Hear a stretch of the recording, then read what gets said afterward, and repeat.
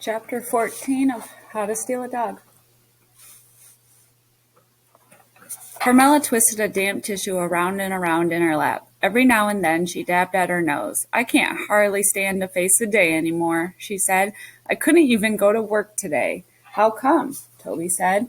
I gave him a nudge with my knee. We sat squeezed together between piles of junk on Carmela's couch. The window shades were drawn. Tiny sparkles of dust danced in a narrow beam of sunlight that slanted across the dark room. Carmela shook her head. "Gertie says she hasn't got that kind of money, but I know she does." "Why won't she give it to you?" I said. "'Cause she's selfish, that's why." I watched a fly land on a greasy pizza box on the coffee table. "That's mean," I said. She never did like dogs. Carmela blew her nose and waved her hand at the fly. "What are we gonna do?" I said. Carmela flopped back against the pillow tucked behind her in the chair. She propped her feet up on a ripped vinyl footstool and rested her hands on her stomach. Then she closed her eyes and made weird little moaning noises. Toby twirled his finger around his ear, making a sign like Carmela was crazy. I frowned at him and shook my head. "What are you gonna do?" I repeated a little louder. Carmela shook her head, making her ripply chin jiggle like jello. "I just want to die," she said. Toby clamped his hand over his mouth like he was trying to stifle a laugh, but I didn't see what was so funny. "You can't die," I said. "Willie needs you." Carmela's eyes popped open. She sat up straight and slapped her knee. "You're right," she said. "Willie does need me." I grinned. "So what are you going to do?" "I'm going to put those signs up. That's what I'm going to do," she said. "The reward signs?" Toby said. She nodded. "Yup." "Well, what about the money?" I said. Where are you going to get the money?" "I'll just be like Scarlett O'Hara," Carmela said. "Who's that?" Toby said. "You know, from Gone with the Wind." I guess me and Toby looked confused, because she went on to explain about Scarlett O'Hara, about how she was this lady in a movie who said fiddle-dee-dee, and who worried about things tomorrow instead of today. Then Carmela pushed herself up out of the chair and shuffled over to a rickety card table. "Will y'all help me put these signs up?" She waved a stack of papers at us. I made copies with Willie's picture. She smiled down at the signs in her hand. Toby looked at me, and when I said sure, he said sure. Carmela gave me a little box of tacks and then grabbed her purse and car keys. "Come on," she said. "Let's go." Carmela drove, and me and Toby jumped out at every corner to tack a sign up. Toby was scared Mama was going to see us when we got near the coffee shop, but I told him to hush up and stop worrying. Of course, I knew he was right. She might see us, but I had so many other things weighing me down that I didn't have room in my worried mind for Mama. With every sign I put up, that question that I'd been trying to push away kept popping back at me. The question was this: what in the world are you doing, Georgina? But the time we were done, it seemed like there wasn't one street in Derby that didn't have a sign tacked up somewhere. On nearly every corner, Willie's face gazed out at the world with his head cocked in that adorable way of his. It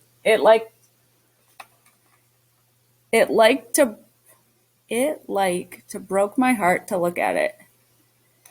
I don't know why there's so many errors in this book. It broke my heart to look at it. "I feel better already," Carmela said when we turned onto Whitmer Road and into her driveway. "I have this feeling in my bones that my little Willie is going to be coming home any minute now." "But what about the money?" I said. Carmela flapped her hand at me. "Oh, fiddle-dee-dee," she said. "I'll worry about that tomorrow." When Mama got off work that night, she drove us over to the Pizza Hut and told us to go in and wash up. Then we sat in the parking lot and ate corned beef sandwiches and dill pickles.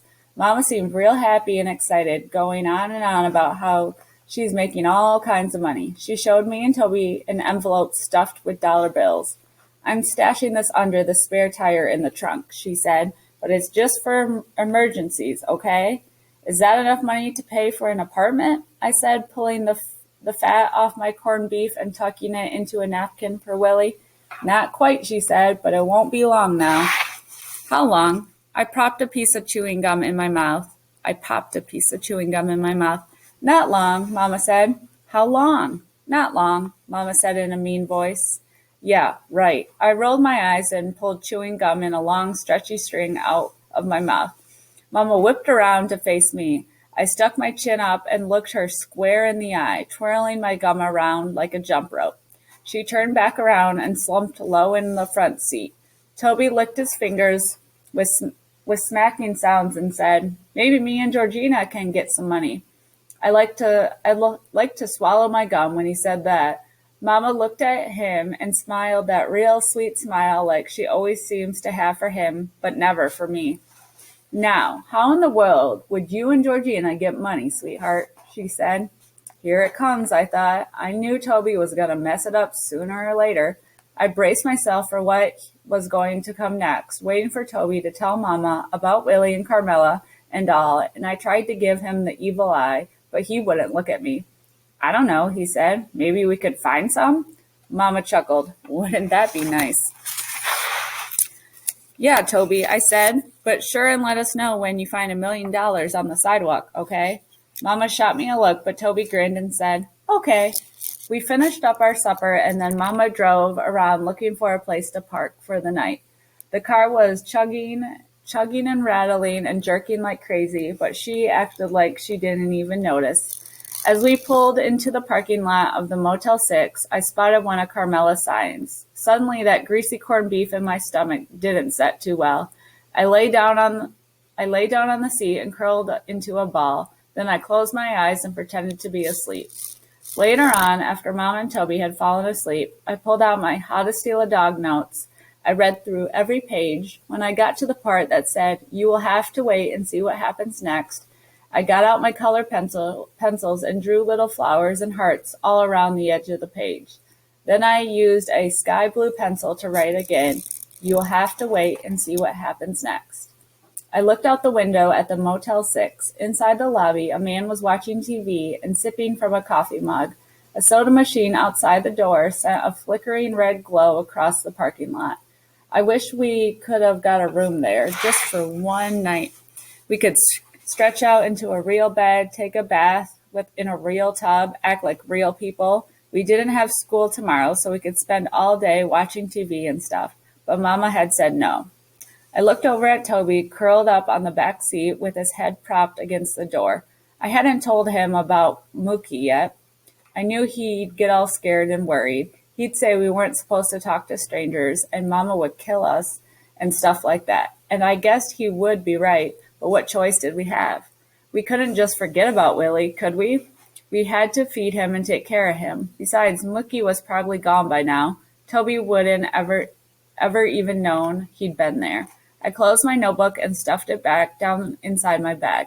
Then I laid down on the car seat and closed my eyes. No sense worrying about Mookie tonight, was there? I couldn't worry about him tomorrow. I could worry about him tomorrow. And that is the end of chapter 14. Bye, guys. Have a great rest of your day.